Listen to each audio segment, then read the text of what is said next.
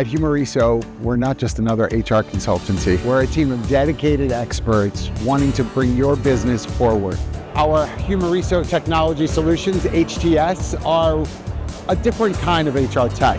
Give real-time insights without overwhelming managers with too much data. So whether you're a growing startup, an established company, our human resources outsource support, payroll management are all there to help drive your business forward. So check us out and see what Humoriso could do for you today.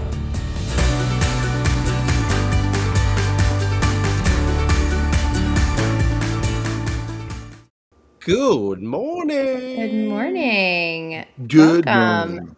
back to the HR Morning Show.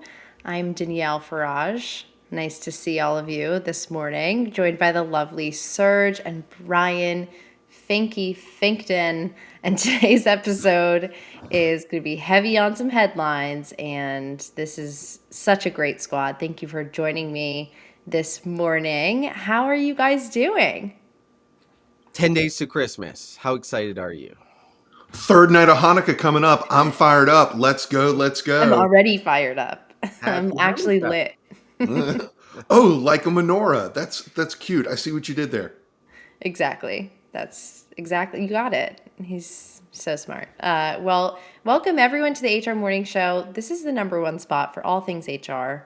All morning long, we are part of the Purple Acorn Network. If you didn't know, you can find us at purpleacornnetwork.com. Follow us on LinkedIn, all the things. Watch us on YouTube, and we're also a podcast everywhere you listen to your podcasts.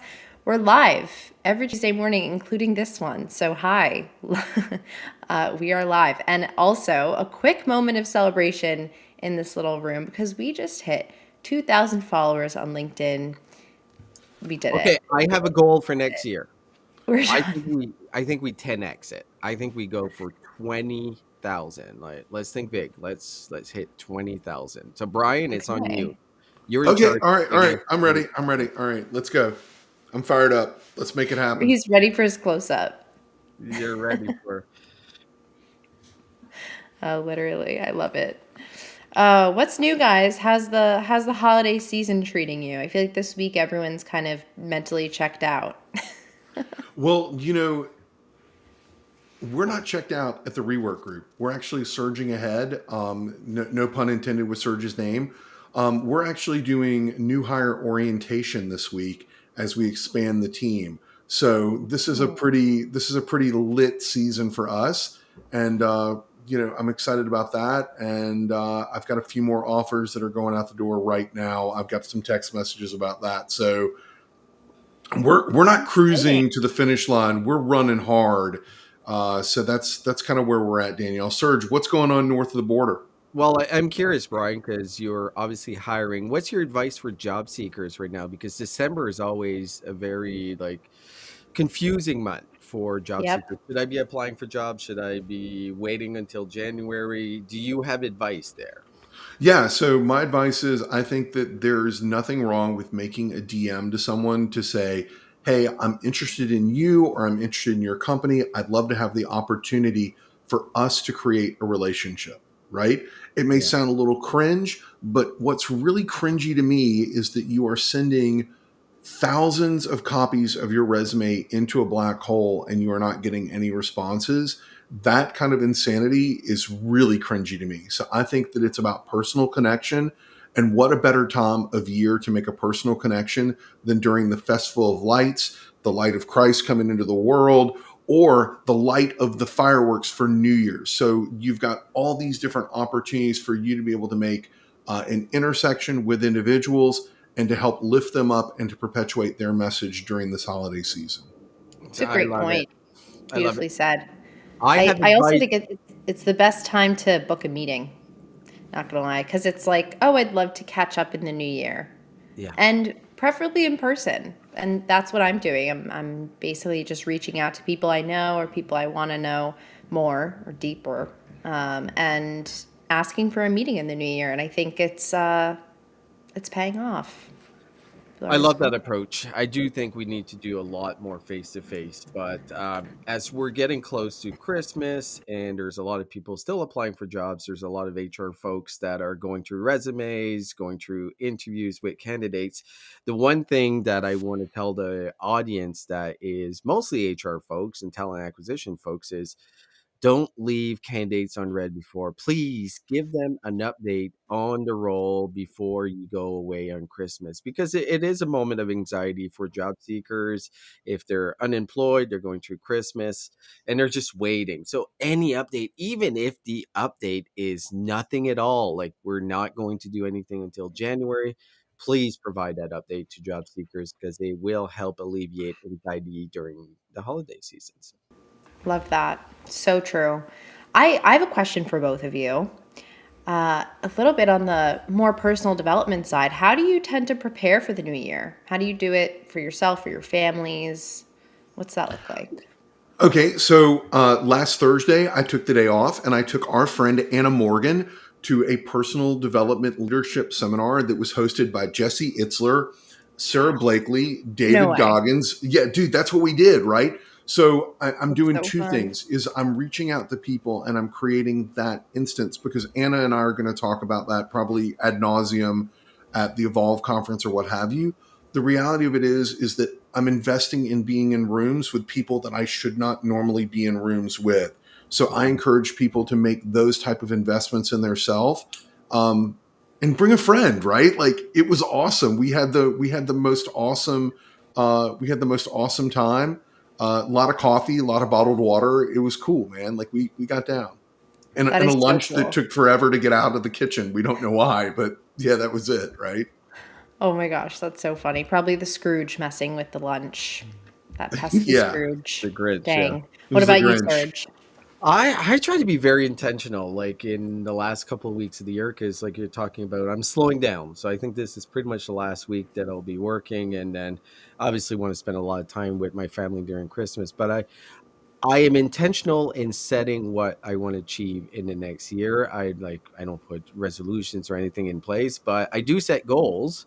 And like I haven't set my goals for next year, but one of them is I want to be way more focused instead of doing 100 different things. So that's the goal for this year. I love it. 2025 planner. Wow. Um, I think planning is important. I think it's a good time because everything slows down at work. Everything is like, okay, what do I want to achieve personally and also obviously in my work life. But like personally, it's a big deal, right? Like when I have 3 kids, I want to set them up for success next year. So part of it Mm, is planning goals with them.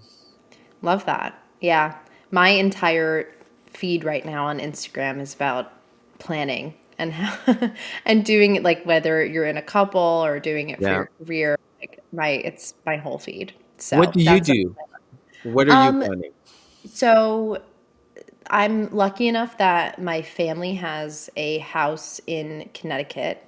And it's very peaceful and serene, and it's only an hour and 15 minutes outside the city. So I'm planning on going there at the end of next week and just doing a reset. Usually I do like a vision board. So that's the Oh, first thing I do. And I tend to like journal a lot and just kind of think about, I have a whiteboard next to me. I'll probably bring that and just try to think about like what I really want for next year. Vision board it, visualize it. That's always helpful. And yeah, hopefully I can make it a communal thing this year. So that'll love it. be really nice. But thanks for your answers, guys. I hope we inspired some folks in the audience. Please feel free to jump in. We have a comment from the superhero. Well said, Brian. For those navigating the job search, Hanukkah reminds us that light multiplies when shared through conversations, connection, and community. What a beautiful comment. I love that. Yes, it is so true. And I will say my heart is going out to our fellow Jews in Australia, everyone on the Brown University campus. I know a part of my family went there, so just it's been a heavy, heavy few days for sure. But again, just like the comment said, it's helpful to focus on the light, what you can do, what's in your control, and just keep spreading that light. So With that, should we get to headlines? Let's go to sponsors first. Fella who lights up a room when he walks in the door. Evan White, with so many strong ideas, he's creative to the core. Evan White, cause he's been at it for 20 whole years with plenty to show for his illustrious career. So if you're looking to grow your brand, then Evan White is here. Cause talent tech PR is sure to take you very far. The HR tech space has a fresh face, and it'll make your brand a star. Spinning straw into gold and taking flight, you'll be soaring through the sky at incredible heights with talent tech PR from Evan White. Wait a minute, I know that guy. So we all know that guy, right? If you think about PR in this industry, it's been horrible for many years. Very boring, same events, same things. This is where Evan and Talent Tech PR come in. They do things differently. They do some really cool things. First of all, if you've ever gone to a conference and you went to a party and you're like, wow, that was amazing, it was an Evan White party because he hosts the best party in our industry. If you're looking for some cool things to do that really stand out, think about Aaron Red shoes. Everyone notices the shoes at the conference everywhere you are. That's Evan White again. So if you're a company that really wants to stand out in the marketplace and be different, you got to contact Talent Tech PR and our friend Evan White. Let's jump into the headlines.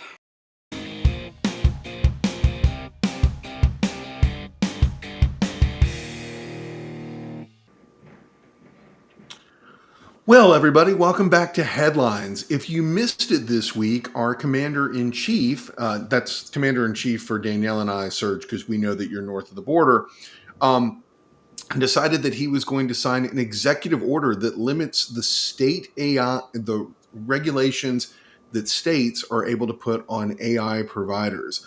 And while this is super cool and super interesting, I cannot help but think that it was a little pay-to-play politically motivated as opposed to, but well, I mean, Serge, the reason I say that is because the executive order clearly outlines some of the people that are going to be winners and losers and actually steps on states' rights, which the president has been a big proponent of ever since January 6th, of being a proponent of states' rights and state innuendos to be able to achieve authority over the federal government, right? Then the states come first.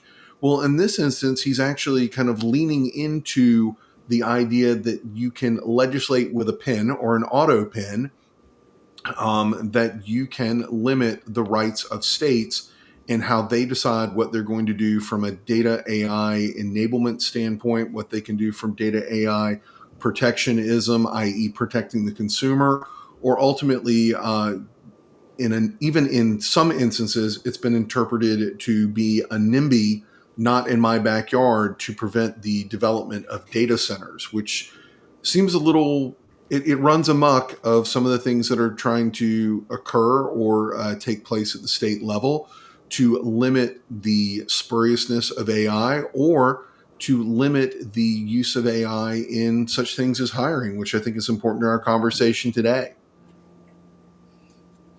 So interesting enough, I was digging into and trying to figure out how the U.S. government works, right? And to your point, a lot of the times this is the federal government overrides the state, and I think in this circumstance, and this is my opinion, I think it's probably a good thing that you have a national kind of AI strategy, because I think of when the salary transparency laws came in play, right? And I remember hiring in the US and hiring in Colorado, and Colorado was the first state that had it.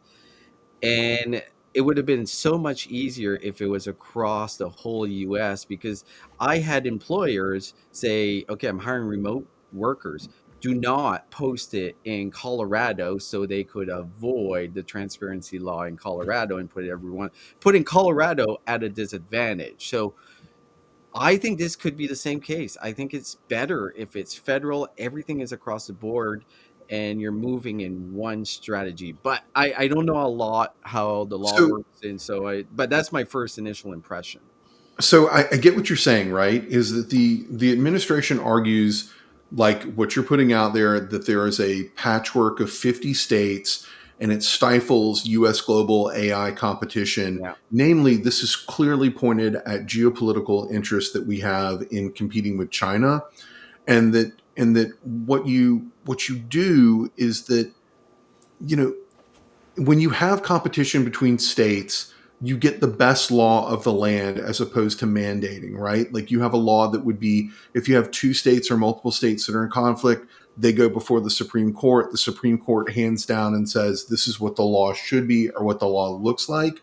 yeah, This is an example of judicial and legislative overreach by the President of the United States. Now, whether you're a fan of the president or not, this is actually, I feel that this is actually hindering the states by asking them to conform to one set of standards, right? If you want them to conform to one set of standards, have people fight it out in Congress and create a legislative agent to preempt those state AI laws, and or have the judiciary, which I don't know how well our modern judiciary reacts to intellectual property around artificial intelligence, but like put those things in place, right? Again, I'd go back to a statement that I opened the conversation with, is that this also law seems to make winners and losers as to who can have data center infrastructure in their states and why. I want to know how come, if this is so important, why we haven't legislated either judiciously through the judiciary or through the legislature some kind of exemption or some kind of child safety regulation, which I think is kind of, the modern cigarette with social media. Hmm. We have a comment here from Trent Cotton. Hi, Trent. Hey, Trent. He said, level control is good for protection and consistency, but I fear about the influence money can have at the federal level. Yeah. From a tech POV, it's easier to figure out one level of regulatory standards versus 50. It should be through Congress, though, not an executive order. So I think he's echoing what you were saying, Brian. I think another reason why having state by state laws has, I don't know, I think it's just impacted the natural order of things in the way of companies can choose where they're headquartered, Good point. and oftentimes that might serve as a benefit to workers, like working in a income tax free state. But I definitely understand the positives and negatives of both sides. Jeremy Roberts. Hi, Jeremy. I have a meeting with him coming up. Consistency in hiring should be national. TA leaders having to track 50 states is ridiculous. Good Yeah, point. so I think we have some mixed opinions at the moment, which I think is natural given we live in a democracy. Love that for us. Yeah, no, and I love Trent and your point, Brian, as far as instead of an executive order, if it's done through Congress, it just adds a layer of like it's legit, right? Compared to just enforcing an executive order that legally and lawfully, no clue if it's going to stand the test of time. But I do think that it needs to be for all states because it moves just so much quicker. And for practitioners like us, understanding one law is a lot easier than 50 different laws. Yeah, so it's not going to stand the test of time because traditionally when the White House changes, the acting president does something through executive order to remove the executive orders of previous administrations. So, if Gavin, if you're listening, Gavin, if Gavin Newsom becomes president, I assure you he's going to reverse some of Trump's executive order. That's right. Trent Cotton for president. I love Yeah. I'd support that. That's amazing. Yeah, I definitely feel that. I would wonder if there could be a bill passed after an executive order that sort of is aimed to accomplish similar things.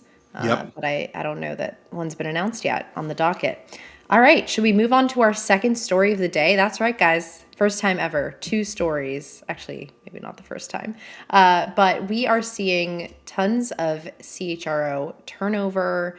It shows definitely that the risk of this role kind of being exposed to layoffs and all of the uncertainty in the air is definitely high. I mean, this has been a trend that I've definitely seen since COVID has dwindled a little bit, the impact of it. What do you guys think, Serge? What's your initial thoughts on this piece of news? Yeah, I'm going to talk a lot about it during actually my weather segment overall, how HR is being impacted. But if we look at CHROs, I found some interesting tidbits that around 75% of CHROs are hired internally. They get promoted and then they get up to the role itself, which I'm not sure is a good thing or not. I think in some ways, yes, but I think the challenge that a lot of CHROs, when they get to the executive table, if they're coming internally, they're still seen in the old roles they were, and not, they don't have the same size of chair sitting at the table, which I think someone coming from the outside has a different perspective, is taking, in some cases, a lot more credibly for some reason, right or wrong. So I'm not surprised that CHROs, they're kind of feeling burnt out, right? It's a heavy, heavy role, especially this time, because like talking about legislation we just talked about, like this is going to sit on CHROs' desk to try to figure out how they navigate these types of situations like AI in the workplace and other things. But AI is the most critical one. So they're getting burnt out. They're quitting. I'm not sure if I blame them. So, this same article actually talked about the fact that CEO turnover triples the risk of CHRO turnover Okay. because the misalignment of ideas. I wonder, are we seeing more turnover from CEOs who maybe are first time CEOs, maybe founder CEOs that quote unquote can't hack it and that are being replaced by advocates from the outside for CEO turnover, especially with the advent of additional equity market changes and fluctuations like in the PE space. Hmm. Yeah, I mean, a lot of I've definitely seen it that CEOs who might not be able to cut it are tend to be replaced by a bit harsher, stricter PE mindset type of CEOs who have been at the S&P 500 types of companies, and Turn you know, this thing around. Turn it yeah, around now, that's right? basically it. And it's much more fear-driven leadership, typically. Much less feminine leadership, much less heart-centered leadership. But I think that, companies that have tried one way might go the other way, totally the Yeah. other way. I think one of the problems I definitely saw during COVID was that HR was put in the hot seat. They're expected to really make a huge difference, right, with hiring and navigating the chaos of the moment. And after the chaos kind of dwindled, I would say we're still kind of in chaos. But I think as we go through these waves, HR tends to be blamed for a lot of the Yeah. problems that go on that might not be directly, as a result of HR, but as a result of, high turnover, which is maybe bad management, bad leadership. And they tend to get blamed and tend to get booted for things that might not be entirely their fault, because they are looked at as more of an operator and less as a leader type. And I Interesting. think Nikki Russell said something that kind of echoes that. She said, it's not about having a seat at the table, but a voice at the table. I don't want to be there if I don't have a voice. People, power, business. Definitely love that one. Jeremy weighed in. He says, does a change in what's important from high level politics change what's important to CEOs? Did it create a misalignment in priorities and values? So he's talking about the CEO changes. Trent, we got in the house. A lot of turnover might be from 2 sources. 1, CHROs who look at what's going on and say, I'm out. And 2, CEOs are expecting their CHROs to be more business minded than the traditional CHRO, HR only mindset. It signals a shift for sure. Yeah. That's said well. One of the things that I noticed in the article too, that a lot of the new CHRO appointments are with tech companies. And there seems to be a very high turnover with those companies when it comes to the CHRO role. Generally, and maybe I'm generalizing, but a lot of these tech CEOs are new CEOs as well, and they don't know exactly how HR fits into their organization. Hence the reason maybe their expectations are of old school HR, right? Like not no voice at the table or whatever the case. And that's causing a lot of these CHROs to be like, screw it. I'm not dealing with this tech bro dude that's trying to tell me how to do HR, right? Like, Yeah. One of the bigger problems I think is that we don't often educate startup founders on HR strategy.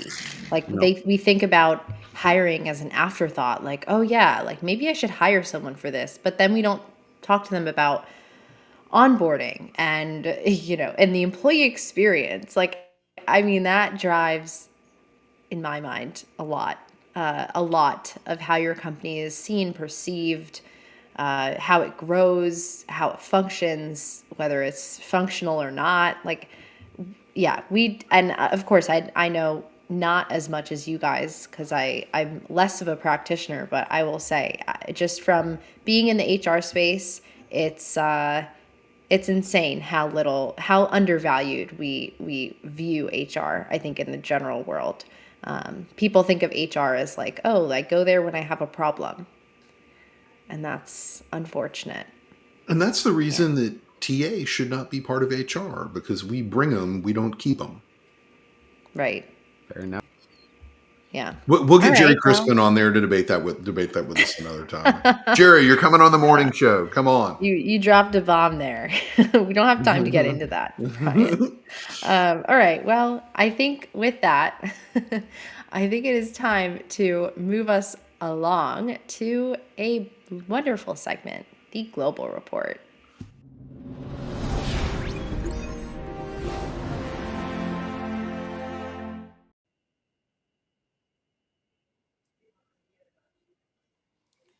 Brian, I never know who's going to be there when it comes Party on. people, we've got Alin on the call. What's going on? How are you? I am fabulous. How are you? I'm blessed because nearly every morning I'm able to wake up and I think that I'm getting a line of sight into authenticity by the content that you are putting out on LinkedIn. Like, Oh, thank you. Alin, like, Thank you. if you're not following Alin, it is a masterclass in vulnerability, empathy, tenacity, and Brian Fink. Sorry, I had to read a Trent comment, right? But it got me. But like, you are delivering a masterclass in authenticity and empathy, and for that, I'm really grateful that I get to follow your content and that Thank I'm you. getting to have a conversation with you here today. Where does this conversation find you? Are you home or are you traveling? I think you're. I am home. I am home, but only for what day is it today? Is it Tuesday? Yeah. Wednesday, Thursday, Friday morning on a plane to the islands until New Year's. But that's all me travel, not work travel. And I'm so excited. I can't. I'm almost done. The year's almost over. The year's almost over. So, Alin, you talk about that being me time. Is that a celebration? Is that a time to recharge? What exactly is that? You know what? For me, it's a time to recharge. I have a dear friend this year who's coming with me. We're just gonna hang out on the beach, drinking Mai Tais. And we bought, like, we're getting old now. We bought like paint by numbers kits. We're gonna sit on the balcony and paint and just, yeah, not think, relax. Do not thinking things. So, So, thinking of things that make people think. I uh-huh. think that's a good segue. Alin, I already complimented you on the content that you drop that makes people think about where we stand Yeah. in the HR recruiting TA space. Help me to understand, what the five big things are that happen Yeah. in AI in 2025, right? Like, Yes. Let's what's talk going on? about that. Listen, this I think we drank from the fire hose this year. And I think that there were a lot of little, what we saw were kind of just things that happened in the cascade of moments. And what I've tried to just do is really distill what were actually the things that change the way in which we're going to behave going forward. We may not have noticed them, they Hmm. may have seemed smaller. We may have had a moment of blip in them, but they actually are hugely impactful. So I'm going to start with the first one that happened, which was when Claude really upped its game. And here's why this was important, because what Claude did is it introduced a model into the market that was in direct competition to OpenAI's model. But it was also a model that was a little bit easier to trust. People started to feel like the responses they were getting were tighter and easier to leverage. Why this was important is it signaled a shift that we started to see in the business where people were starting to actually leverage this for their day-to-day work, right? This went out of theoretically and a couple of people playing around on OpenAI with some prompts and really started moving into fully interactive business models that we were starting to do on a day-to-day basis, right? You and I started using systems on an everyday basis. Everybody started to kind of interact with it. In that same line, the second thing that happened actually was in the enterprise workflow space. So ServiceNow started the trend. They acquired MoveWorks, which is an enterprise vendor that built AI first workflows, right? This Right. was the first move, followed by several other companies who went in this space as well, to start figuring out how we move into the agentic space and start to create AI based workflows into our models. And so now, listen, we're sitting in December. I think it's hard for us to remember, but when we sat in January last year, we were talking about the idea that we were going to move from a place where AI was just giving us information, but where AI was starting to take action on our behalf, or it could actually drive workflows in certain ways. I think we forget that was only 12 months ago. Where we sit today, we're actually starting to see this in motion and companies are starting to operate with it. So that was a big shifter. Third, small, and I would say maybe not the best in the market, but it was a signal when Apple put AI and announced that they were putting AI directly on personal devices. It now made this mainstream. The number of people, particularly in Western world, who sit on iPhones, who suddenly are now starting to get AI dropped directly into their personal devices on a day-to-day basis. What that did is completely democratize this idea of who is AI for and how does it manage my work and how does it manage my life, right? So that intersection between how I use AI on a day-to-day basis and use AI for work collided. It was as big of a shift as that first iPhone. We're just not realizing it yet. I tell you by next year, we're going to have a big conversation. Go ahead. So that's what I was going to ask is like, there are a lot of people, I'm an Apple fanboy. There are a lot of people who Mhm. feel that Apple failed at AI, but you're arguing the opposite of that Mhm. is that Yeah. they didn't win a competition, right? Like they don't have the most dynamic model, but they were able to put it into more people's hands and to make it more accessible. Use that word democratization. Um, still, still, we kind of made these comments about Apple's shortcomings that Siri does not perform the way that we wanted it to.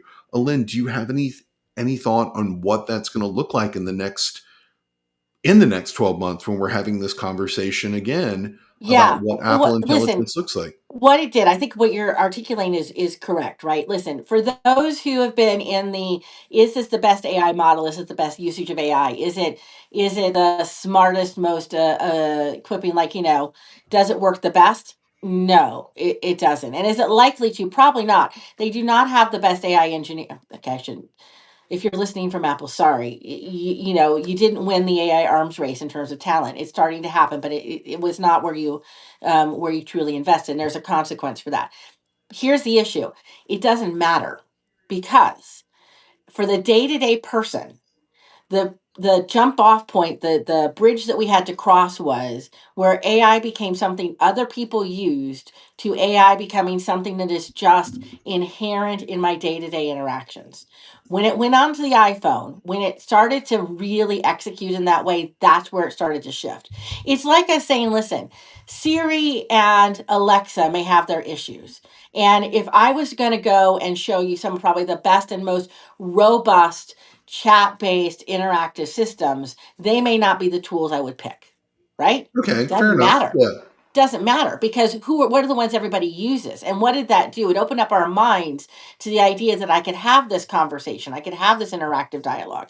That's what's now happened with this. So what that's going to mean is that my sister-in-law Shelly, who is, sitting in Ohio and doesn't operate with this stuff on a day-to-day basis, has AI on her phone, and suddenly she's going to become less afraid of it, Hmm. right? And she's going to start her how she uses and asks questions, how she searches the internet. All this stuff is going to start to shift, and that's going to shift mindset.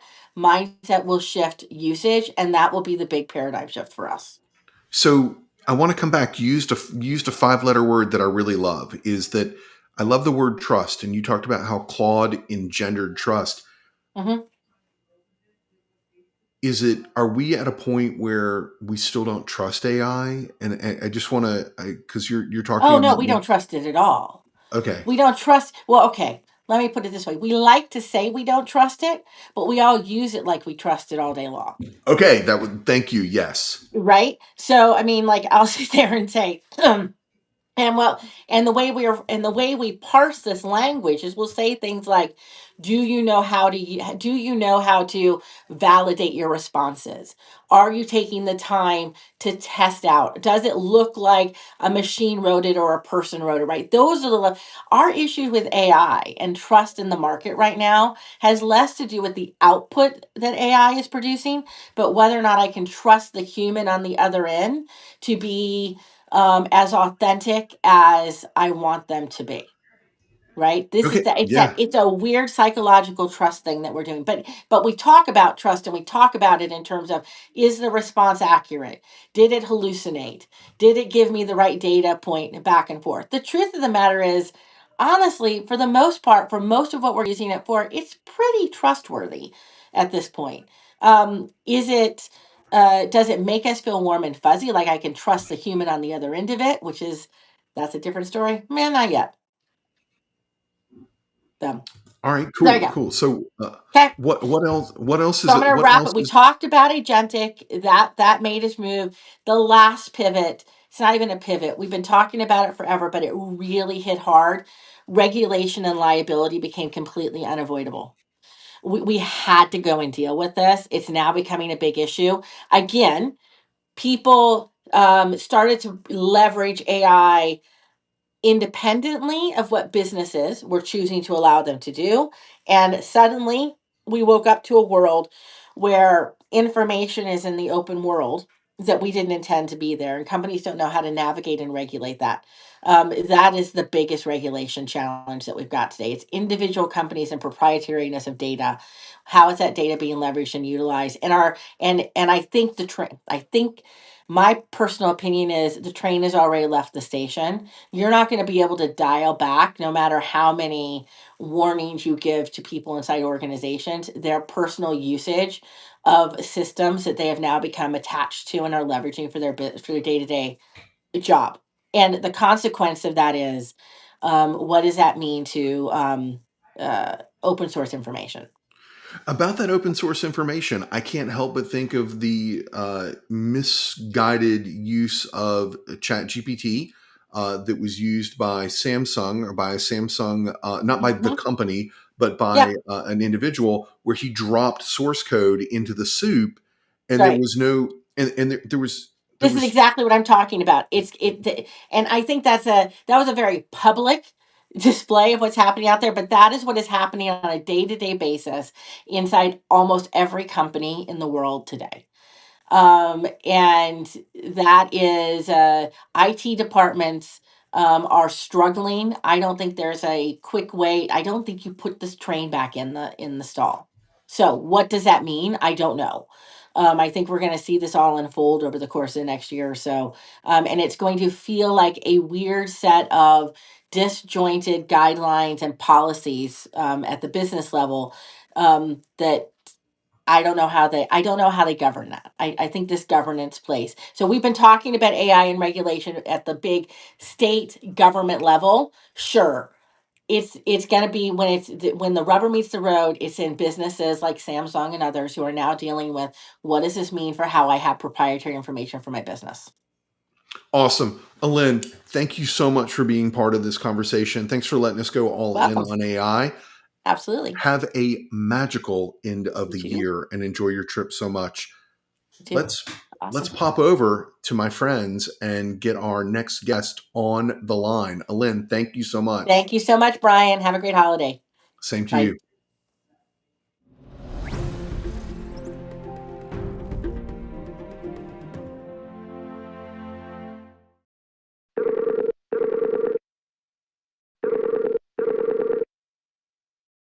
Hello, Colby. Welcome to the HR Morning Show. How you doing? Oh, you might be on mute. Can't hear you. Happens. Happens to us all. Wow.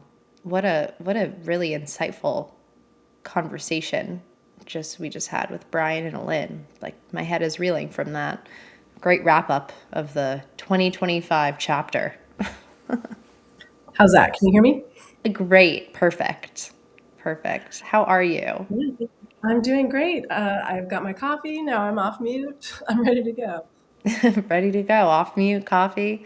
We got it. Well, for anyone who doesn't know Colby, I'm going to let you introduce yourself. But before I do, I just want to say she is the People Analytics, Talent Strategy, and Compensation lead at Lattice. And I'm so thrilled to talk to you today because I got to say, I was thinking about going back to get my master's in org psych. I ended up not going back to school because it doesn't fit my neurodivergent brain.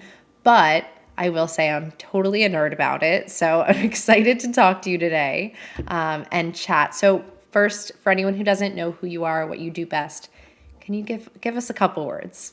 Yeah, absolutely. And I'll just say before I even dig in, there's so much you can learn without going back to school. So don't feel like you can't explore the space Totally. without, a degree. So absolutely. I'm gonna get some book recs from you after this. Oh, happy to. Yes. So my name is Colby Kennedy Nesbitt. I'm the Director of Talent Management and People Analytics on the People team at Lattice. And as you mentioned, Danielle, I support our talent management, talent development, people analytics, and compensation functions there. And it's a really fun place to do people work because we are in the HR tech space. So Lattice is a talent platform.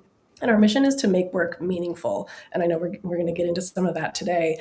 We do that with powerful tools and technology, including AI, and combine that with a really deep understanding of how work actually gets done, of course, which is through people. So it's a great place to do the type of work that I do.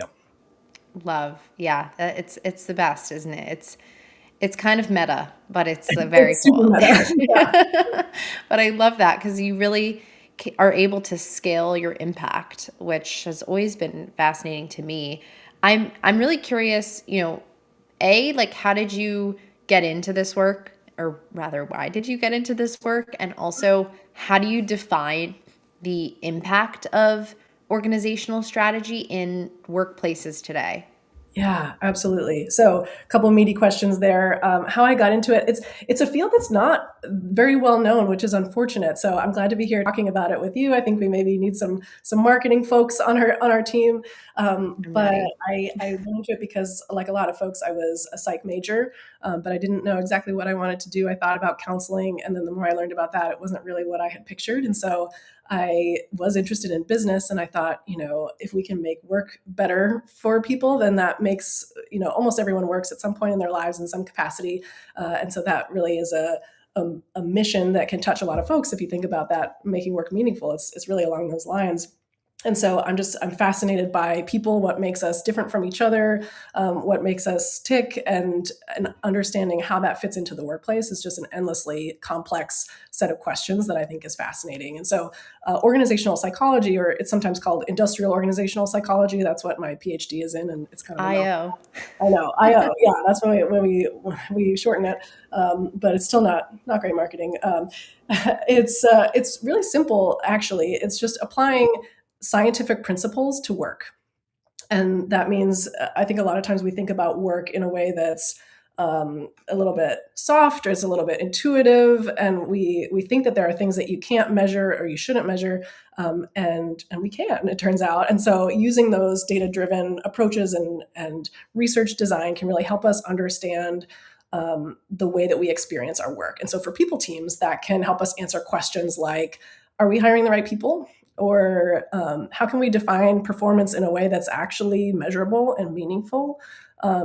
How can our leaders build the most effective teams? And broadly, as businesses, how can we make decisions that have to do with people? And show me a business decision that doesn't have to do with people, right? Right. And how can we make that in a more informed way? And the reason I think this is so valuable, especially right now, is we hear so much about HR wanting to be more strategic, wanting to be a seat at the table. I would be very happy to never hear those phrases again. I'm so tired of hearing that. But I understand what people are getting at, which is that we want HR to be on equal footing with the rest of the business. And when we think about other business functions and how they operate, especially if they're not directly customer facing or product facing, like finance has data built into its DNA. Marketing has done behavioral research and analytics for many, many decades. And HR, frankly, is behind in the way that we use data. A lot of folks enter HR because we're people. I'm kind of equal parts people person and data person. But rare unicorn. I think we don't have that skill set, and we don't typically have that historical record of having data and evidence built into our way of working. But really, we need to be data literate. We need to bring evidence, and that's what's going to put us on equal footing with the rest of the business. Right. Totally. I think that HR seems to be getting a bit of a dose of reality lately. Yeah. I know we talked about it before with the CHRO story. But I think going back to what you were saying before about what it means to have like a healthy culture, we often hear these terms like toxic culture. I know I've experienced one. Toxic culture, great culture, not so great. What are some of those metrics that we can use to actually measure what a healthy culture looks like? Do you have any examples for us? Yeah, absolutely. And I think before even going into measures, I would think a little bit broadly about culture and not use an evaluative judgment like what is a healthy culture, and more think about like what is the culture that we're trying to build. Or maybe a different way of saying it is that a healthy culture is one where you know what you're getting, you're transparent, and you do what you say you value, right? And so I think the place to start here is not with some sort of external, what does a healthy culture look like? Let me go to the literature and look at what that means and bring it, because oftentimes that won't work very well with leadership teams. They're sort of like, what is this? Why? But if you start internally and say, hey, here's what we say we value, especially if, I would look at your company values, especially if that wasn't just, a PR or HR exercise to say, these are the things that go on the wall, but truly in collaboration with leadership, like what kind of company are we building here? And that's not just, perks and teamwork and that sort of like diluted culture vibes, but more like how do we make decisions? That's culture. How do we feel about risk? How do we treat failure? How do we prioritize when there are too many things to do? How do we show up for our customers? Those are all business questions, but they're cultural too. And there's no correct answer, right? And so it's more about, are you internally consistent with what you say you value and then the practices that you actually put into place?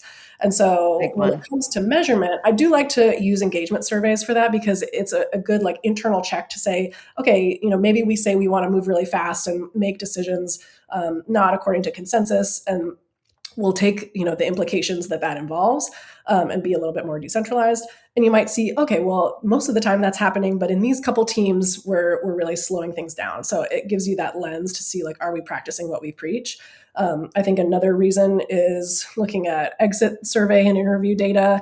That can be really telling in terms of why folks are leaving. And then something that I really like to think about as an indicator of culture that you wouldn't necessarily think is promotions.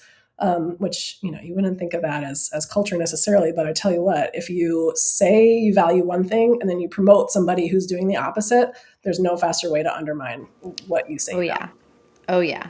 I think especially, I'm seeing that especially with younger workers, and seeing like, oh, there was this notion that was sold to me that if I work for 2 years really hard, that I'll get promoted, and then not being promoted and not really getting any sort of feedback that's negative. So it just sends so many mixed signals. And I find so many young people really struggle with that. And then you see, turnover and low retention. And it's like, well, what's wrong? Like, why are these kids moving to all these different companies? Like, they're job hoppers, but realistically it's the system and it's incentive not being there, not being baked into your strategy.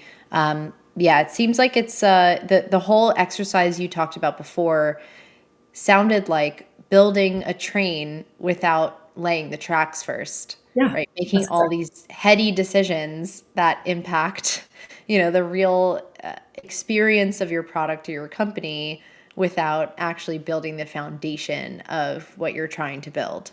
Yeah. And it all comes back to clarity. Like you said, are you clear about what it means to get promoted and what that actually looks like in today's world? What is the business need? Right. I think that's the honest conversation that a lot of folks aren't willing to have or having right now.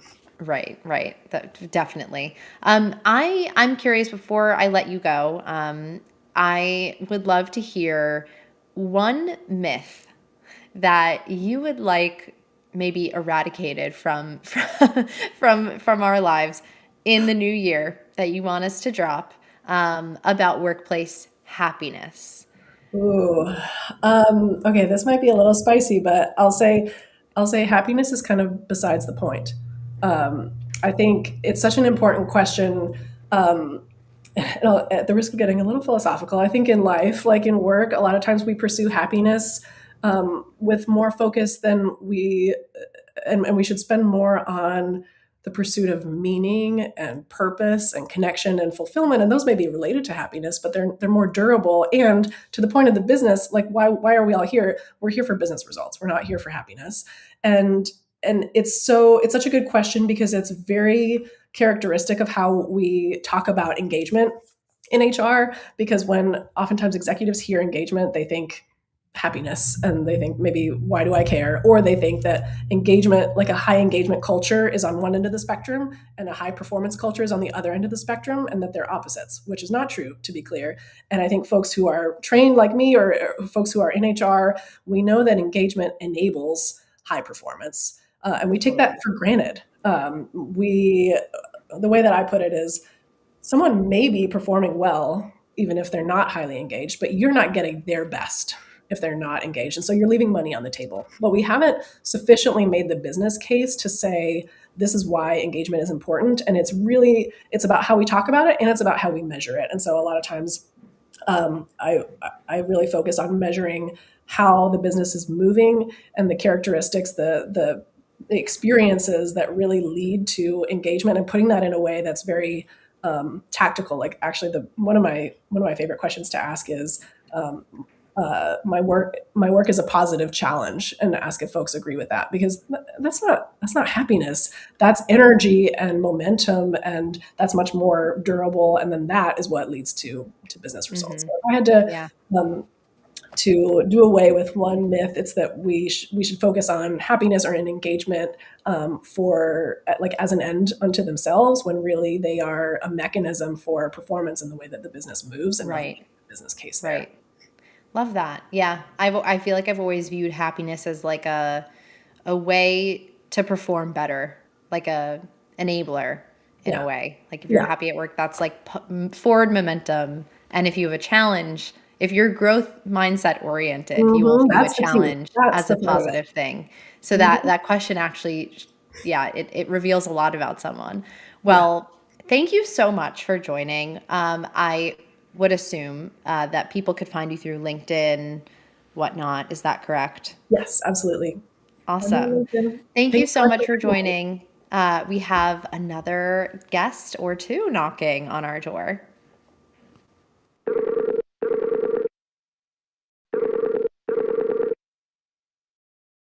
Wow, this is a special phone call. I've got two gentlemen that I admire. So joining us today is Ben Eubanks, who's the Chief Research Officer at Lighthouse Research and Advisory, and is the author of this 2025 employee referral study that we're going to be talking about today, and joined by the handsome Mike Staffey, who's the CEO of Aaron. So Mike is going to bring us the operator's viewpoint here. Gentlemen, welcome to the HR Morning Show. Man, what a great way to start my day, Serge. All these compliments, seeing Ben. Like this, it doesn't get much better than this. No, it doesn't get much better. It doesn't get much better. No, I really appreciate you guys joining us because I just read your research last night. So I'll admit it, but I spent some time. I thought it was fantastic. And there's a lot of things that really stood out to me. And I think in this world where what I found really interesting is there's such a mistrust from candidates when it comes to what's actually real out there. And on the opposite side, employers don't know the difference between AI generated candidates, what are bots. So it's causing a massive challenge in the industry. So I'm curious, I'll start with you, Ben. I'm like, with all this mistrust, like, what does that tell us about the current hiring experience today? Picture a flaming dumpster, maybe. And that sort of tell me what it feels like. Yeah, this. Think about any relationship of value in your life, right? Put it out, not even employment necessarily. Just any relationship of value that comes from a little bit of time. That comes from a shared right connection. That comes from trust. The value of those relationships comes from that. And right now, it's tough, but there's this push towards just efficiency and speed and like Yeah. I can't thrust this job at you, Serge, without you being ready for it and you be completely open and excited about that. That said, if Mike said, "Hey, I want to tell you about this job, Serge, and I'm going to connect you over here," like that creates a much faster connection. It gets that trust connected to that other person more quickly. And so I think that's the thing to me that stands out so much from this is yeah, there's all this really interesting stuff going on with AI. Yeah. It's breaking both sides of the hiring process, but if we can build trust in a faster way, and I think referrals are the key way to do that, then it's going to lead to the right kind of outcomes. The candidate's happy, and dang it, if I'm trying to hire, I'm much happier too. Yeah, go a little bit more in depth on that, Ben. Like, I'm curious to see how referrals actually cut through that noise and that mistrust overall. Well, number one, think about all the content in the last year or two about ghost jobs and fake Yeah. jobs and all this other stuff where some of that's just recruiters can't respond to everybody because there's 1,000 applicants for the job. And so these candidates get this perception that this stuff isn't real. Employers are out to get us. They're just, kind of laughing at us behind our backs. And the truth is, employers are stressed out and they're looking for any way they can to filter down to the right people. So, two quick things for you. Number one, candidates in the research. We surveyed 1,000 different candidates. They were 7 times more likely to say that they trust the company more when the company's encouraging referrals. Right? That's a powerful stat to me. The second one is when we ask employers on the other side of the aisle, we said, what's the biggest problem I'm trying to solve right now? It wasn't, I'm trying to figure my brand out. It wasn't about, hiring manager training or something else. It was, we're trying to pick the best and most suitable candidate for the job. And so these two different audiences are trying to bring this together. And I feel like referrals is a solution that gets us to the outcomes that candidates are happy with. Again, that employers are thrilled with. Very interesting because so I was reading the report, and one of the things that really stood out to me and I thought was wild is it showed that 22% of candidates want to refer even before they join, before day one. That's completely wild to me. They're already ready to be an advocate for a company that they haven't joined yet. So, Mike, what does this enthusiasm tell us about employer branding and onboarding? How can companies tap into that excitement so it's not as transactional? The whole hiring experience is very real. Yeah, that was an interesting stat for us, and it actually reinforced a lot of the feedback we got from our customers. Yeah. Uh, it was weird when people started saying they wanted pre-start or pre-hire referrals, because we're like, wow, that's they don't even work there yet, right? The what we've seen on our side is that certain industries really thrive on that. So specifically, the industries that are have a hiring strategy of getting people in much earlier Yeah. than just here's your offer, you're going to start in 2 weeks, right? We saw this in anything in medical or dental, where they were recruiting on college campuses, and they Interesting. had a much longer waiting period, right? So 6 months before they could get in, but they were also in a community that would thrive off of bringing in their friends as well, right? So when you're going after specialized college graduates and they are graduating with a whole bunch of other people in the same degree, it makes a lot of sense, right? It created some logistical challenges though, because often enterprise businesses don't those future employees don't have access to their systems. So we were able to do some cool stuff to support that feature for our customers. But it's we've always worked off of if somebody asks for it, we'll consider it. If multiple people ask for it, we're going to do it. And once multiple people started asking for it, we were excited to go after that feature. But it makes a lot of sense. It does. I don't think it applies to everybody in terms of actually supporting that as part of their function and as part of strategy. But for scenarios like the one I just described, it's a slam dunk, right? You need every advantage you can to get into that candidate pool early, and then to Ben's point, that creating that trust and that just like think about the experience you now get before they even started the organization, right? Yeah. They're now participating and doing something as part of the organization, and they haven't even gotten a paycheck yet. Well, imagine how engaged they're going to be. I think the chance of turnover is way less if you're already referring people within the company and you're in it. Your chances of leaving within, say, your probationary period is almost nil, right? Like you've already sold someone else on the concept of working for this company. So, yeah, no, that was very interesting. So you talked about some of the industries that it works better with, like you talked about nursing. Are you seeing a specific industry outside of healthcare that this is very valid for? The in terms of that feature, again, it's more so the recruiting strategy that they have because they have to be able to support it, right? Yeah. That's the thing. A lot of organizations they're not equipped to like even have any experience before your start, No. right? So the ones that are equipped to do that and they're very focused on kind of that early stage recruitment and then that kind of longer journey before day one. Those are the ones that can support it. So yeah, we've seen it outside of healthcare for sure, but most of the time it comes down to like, is that an initiative of the business? And you can compare that to more traditional things they're already doing, career fairs, events, things like that. So when they're already investing like kind of into those populations and into kind of that far ahead, it makes a lot of sense.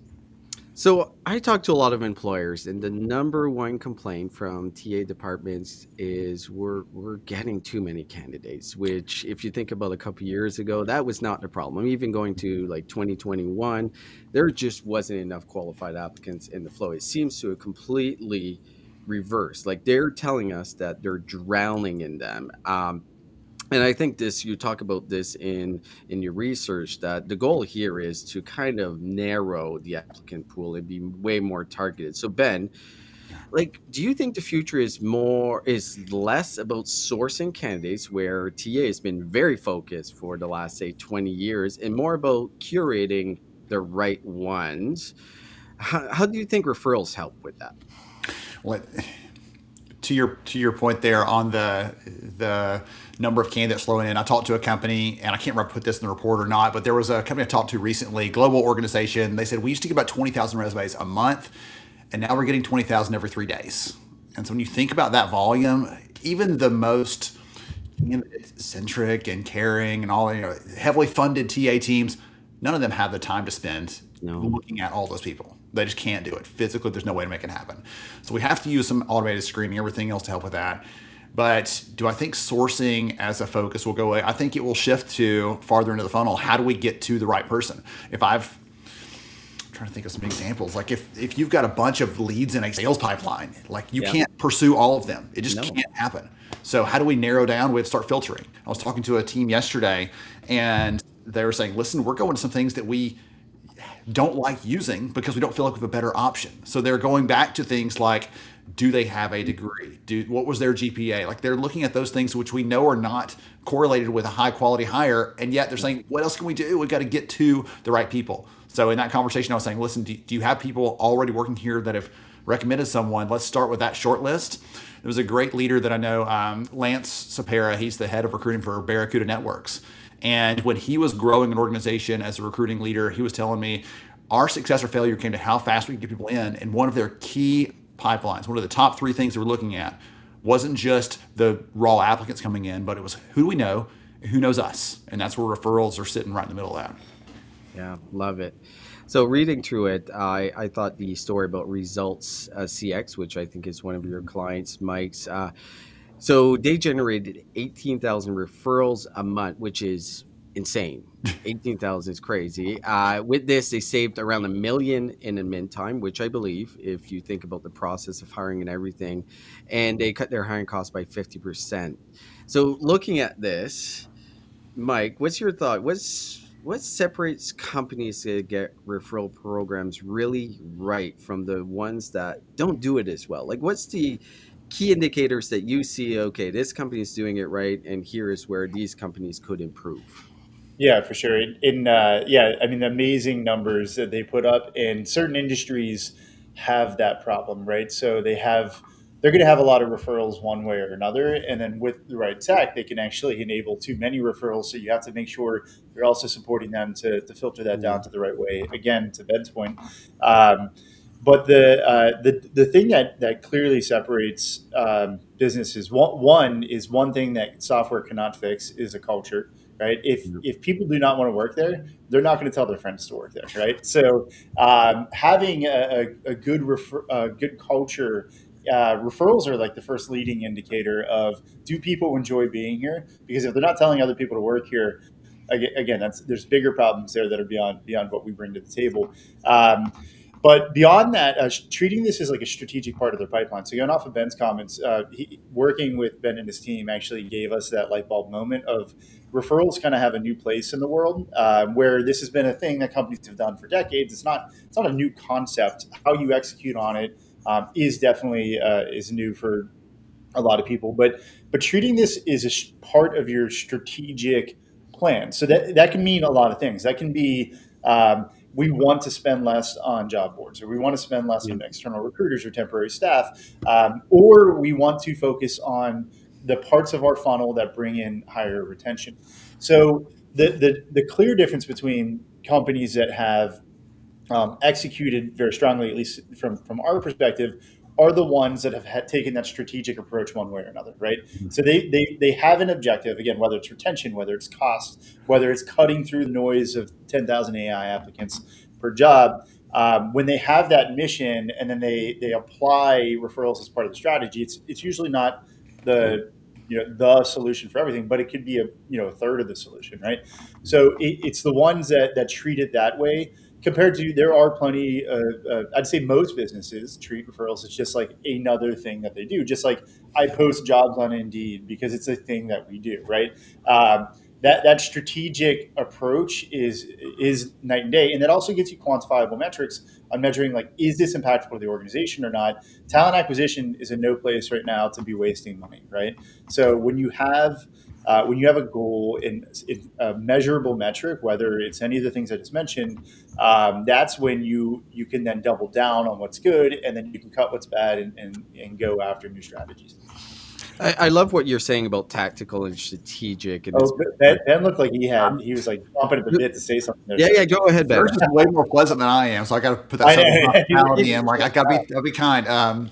So to double down on what Mike was saying there, Serge, one of the things that we saw in the data, we actually break TA teams out. We asked them about their approach. Are you sort of a reactive, I'm sitting back, taking orders, I'll fill those jobs for you? Or are you leaning in, I'm proactive, I'm looking for ways to partner, right? That strategy piece that Mike, you just brought up. And what we see in the data is that a team that's on that talent advisor, proactive, leaning in side, they're more likely to have a referral program overall, number one. But number Yeah. two, they're actually more likely to not just incentivize if we finally do hire Serge or not, but also when Mike recommends him, Mike also gets something small then too. Because we're not just rewarding the end result, but that behavior of referring other people throughout the entire process. That's the thing. We used to mess that up when I was a TA leader. We only incentivized someone who got hired. And I got them to change that because, listen, they don't control everything that happens after they send their name over here. We need to make sure we're encouraging at the beginning with a small bit and then get a bigger payout if there's or benefit or bonus or whatever else we're doing after the person's hired. But those strategic teams do more of both of those things. So I wanted to call that one out. Yeah, such a good point, because I've run many referral programs in my days as a TA leader, and I think where it kind of fell apart is someone referred a candidate, we end up not hiring them, then they never referred anyone ever again. I think you need to incentivize at every step because it also gets lost. The other thing that I've experienced, and I wanted to get your thoughts on it, is communication is the key in how you keep the momentum going, because a lot of referral programs kind of die out when like you launch it, you're excited, there's all hands at the company, everyone is told about it, and they do a couple referrals, then within 6 months it's kind of, oh, do we have a referral program? I forgot about it. Like, how do you keep that momentum to make sure that referral programs within organizations stay very relevant? Do you want to grab that, Mike? Yeah. If you don't mind, I'll jump all over that. Look, we've been doing this for 7 years now, 8 years now. You were a lot younger when you started, right? I looked so much better back then. Like you could see, it's coming in. It's taking its toll. But and the reason I share the timeline is because in certain parts of the market going up and down and hiring needs, we've seen people go all in, and then we've seen them go all in on other stuff after that. Or we've seen the reverse of that, where hey, not right now, but then they come back to us later.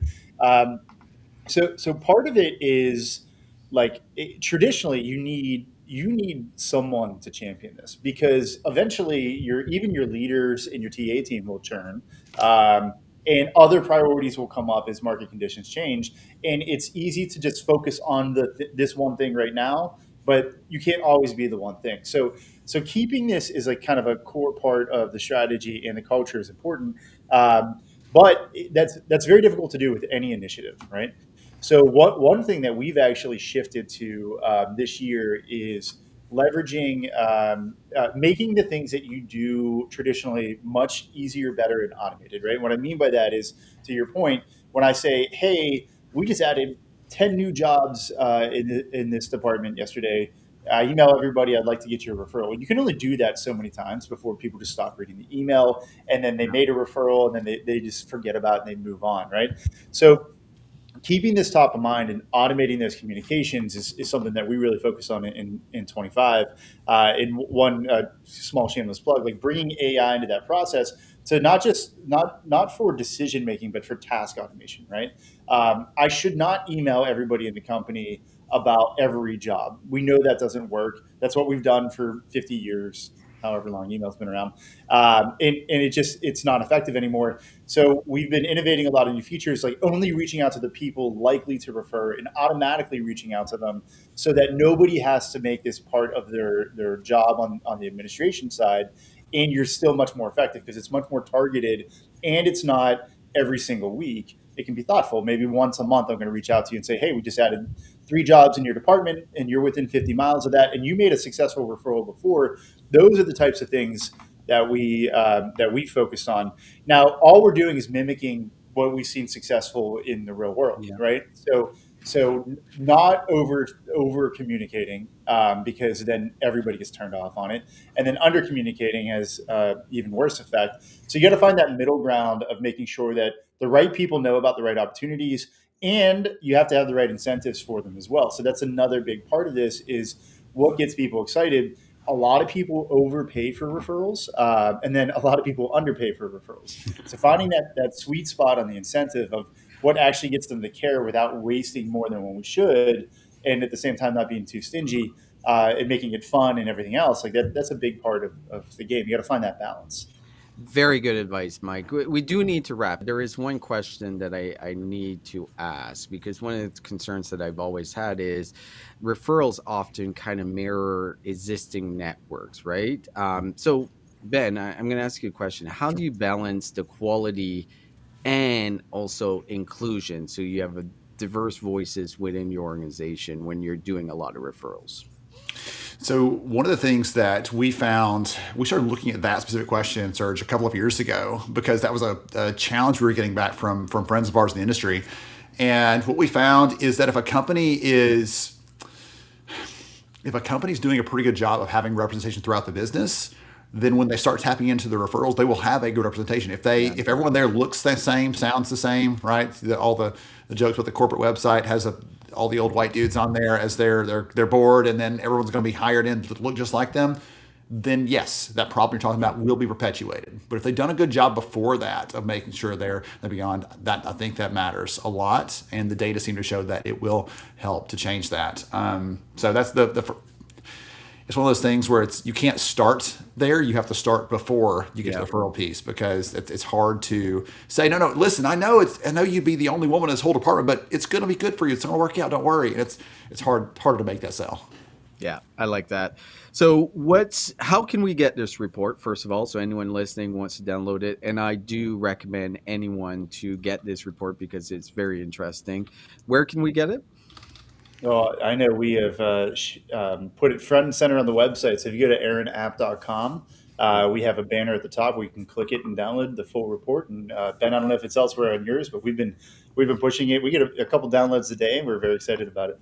I send people aaronapp.com/lighthouse. I mean, that's a straight to it. So if you want to shortcut that, that's the way to get there. And again, the report's free. The insights are valuable. And as you said, Mike, like, we can't afford as TA teams right now to be wasting money on things. If this helps you save some of your budget for the coming year, plan better, make more efficient use of your resources, why would you not check it out?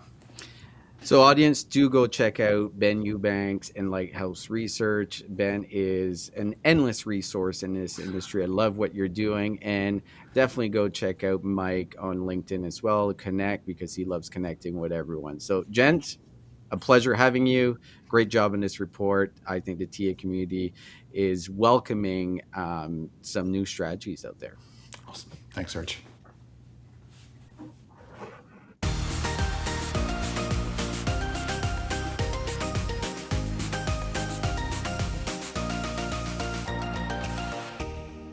Good morning again, beautiful people. So I was reading The Economist, and it just dropped a pretty wild headline called How HR Took Over the World. And it goes a little bit over the past decade, where HR has pretty much exploded. In the US alone, I was shocked by these numbers.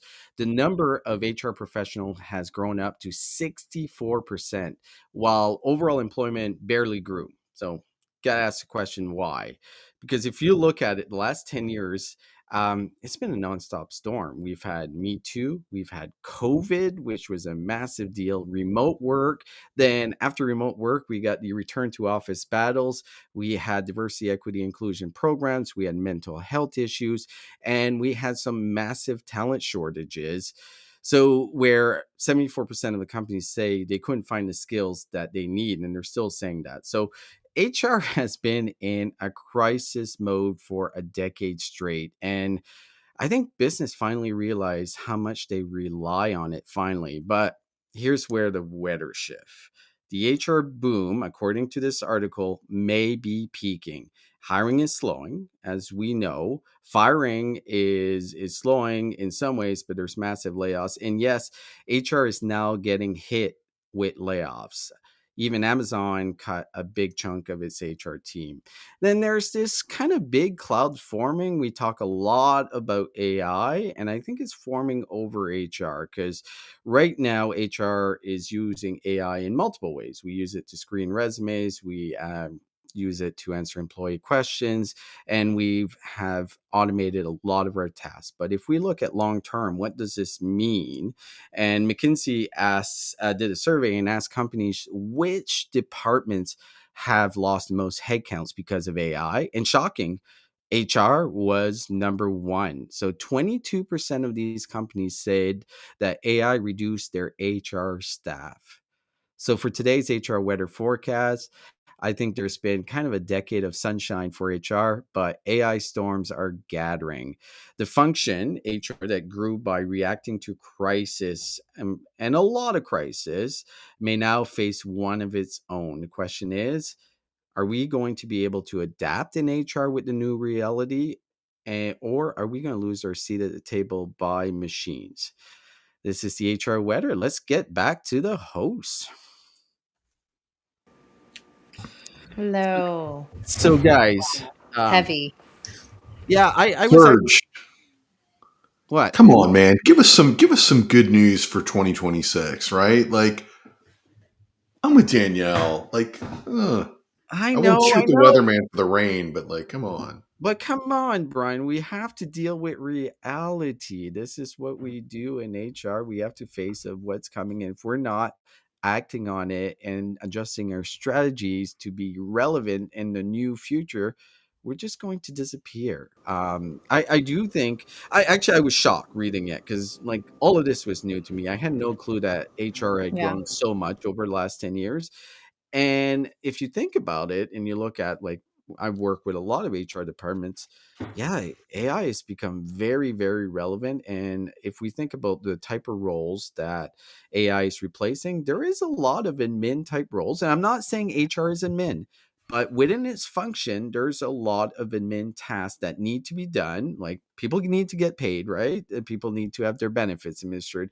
All of these there is risk that AI could replace a lot of those administrative functions within HR, and us just avoiding that subject, it's probably not good for us. Yeah, but I want to go back to a McKinsey report that I think was published. I think it was cited in the Economist article.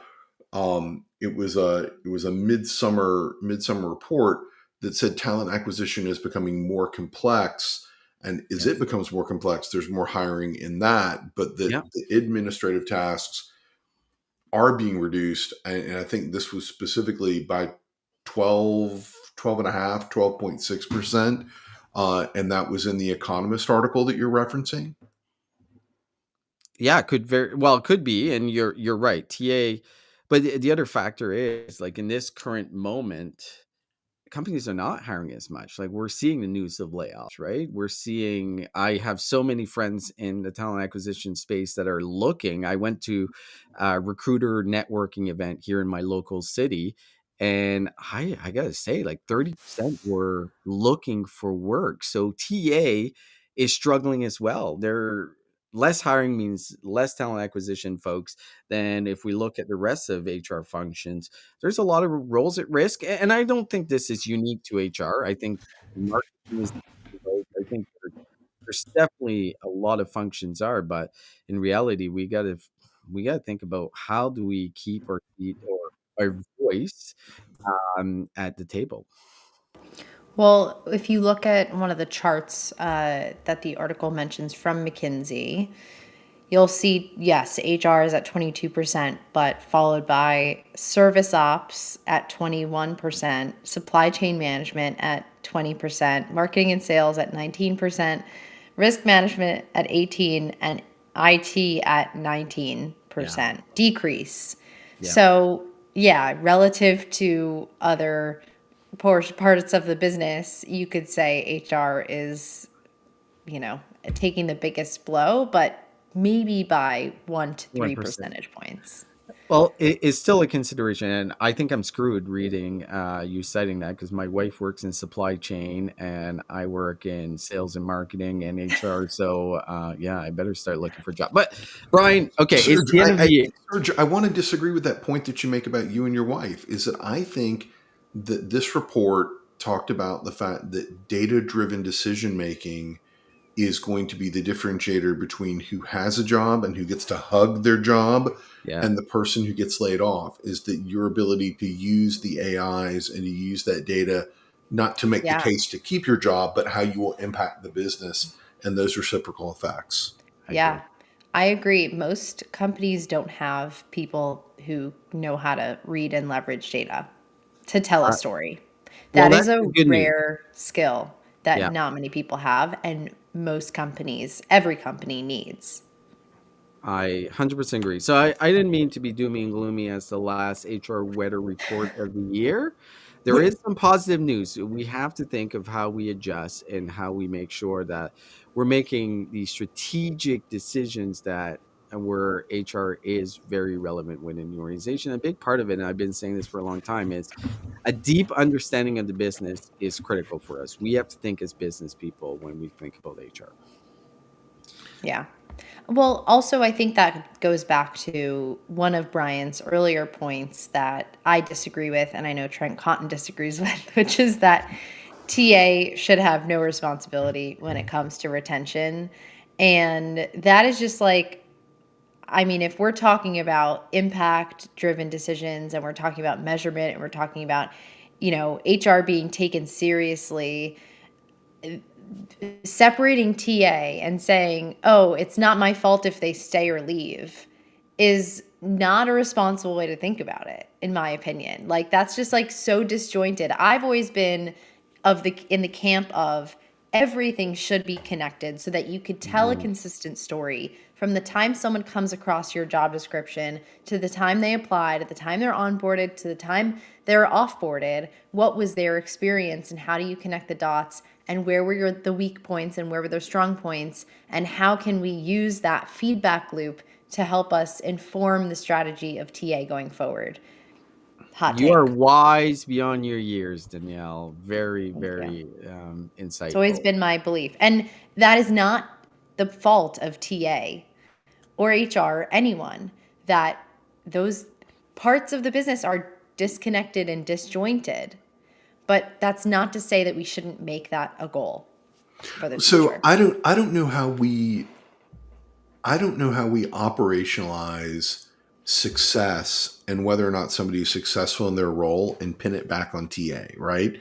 Like, I look at sales, and there are a lot of factors as to why somebody is a successful salesperson in an organization. I don't think it's because the recruiter matched the right person with the right opportunity. And Danielle, you and I are going to agree to disagree. We're going to have this conversation with Trent Trump. I mean, with Trent. Oh, he's not gonna like that. No. He's coming for you. He's not gonna. That's Okay, guys. okay. We can agree to disagree for this year, but next year we will have a fully fledged conversation about it. Let's have that conversation. So another great show. We had some fantastic guests this week again. So for everyone listening, watching, man, you got to check out the HR Weather show, the HR Morning Show, the weather The as HR well. weather show. Oh, are Yeah, we The HR redoing weather it? show we with just rebranded the the morning HR show. Weather Got Show. it. Yeah, I'm going to It's be the fine. main It's because host. Serge has puppy brain and his puppy is freaking out for some reason, He but it's is. okay. He's freaked out. But thank you so much for joining. And another thank you to Talent Tech PR. The reason why we're all here is the man behind the scenes, Evan White. And big shout out to Alan Seals for being the best producer in the game. We've also crossed 2,100 followers as of this episode. So congratulations to us. I'm going to echo what Serge said. We're going to 10x it next year. So good luck. 20,000. And if you want to see more of Purple Acorn and all the podcasts that we host, head over to purpleacornnetwork.com and find us on Spotify, Apple, wherever you get your podcasts. And come back next week for the prediction show for 2026. We're going to be doing it next week, same time, same place. And have a great week, everyone. Have a great Happy week. Hanukkah. Good to see you. Happy Hanukkah. Bye.